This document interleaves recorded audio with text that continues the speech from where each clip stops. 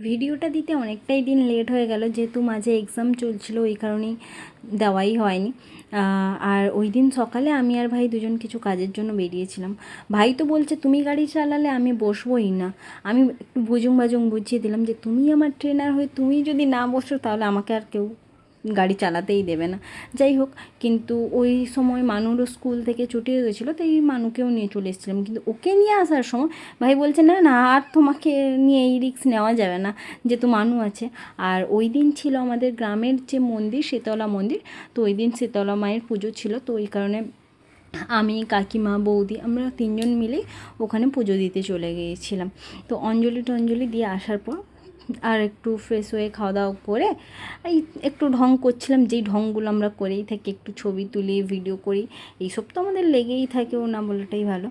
আর অনেক দিন পর যেহেতু বাড়ি এসেছি, আর বাড়ির পাশের বন্ধুদের কথা না বলাটাই ভালো, ওদের সবার সাথে তো দেখা করতেই হবে। কিন্তু যেহেতু অনেকে ছিল না, একমাত্র অপর্ণাই ছিল, তো ওই কারণে ও এসেছিলো। আর আমাদের বাড়ির একদম সামনেই একটা আশ্রম আছে, ওখানে আমরা গিয়ে আড্ডা মারি, গল্প করি, ওখানেই ঘোরাঘুরি করছিলাম। আর মাঠের পাশেও একটা জায়গা আছে, বন্ধুদের সাথে যখন কোনো ভিডিও ছাড়বো তখন অবভিয়াসলি তোমরা দেখতে পাবে। আর এখানে বসে আমরা দুজন অনেক গল্প করেছি, আড্ডা মেরেছি, আর খুব ভালো লাগছিল। দিনটা এইভাবেই কাটলো। টাটা, দেখা হচ্ছে নেক্সট ব্লগে।